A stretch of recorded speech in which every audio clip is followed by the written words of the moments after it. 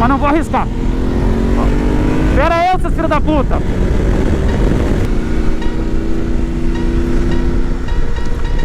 Alguém comentou nos meus vídeos esses dias que eu tinha passado no radar do outro lado lá.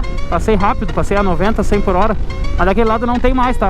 Só nesse sentido aqui, Porto Alegre, Canoas. Aqui ainda tem um radar, tá?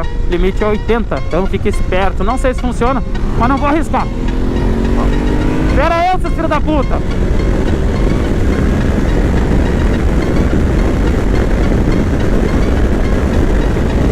Qual que eu vou buscar?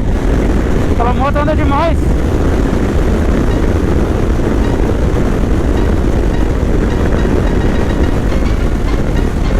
Capaz que eu busco. Essa moto anda muito. Só alcancei porque eles seguraram.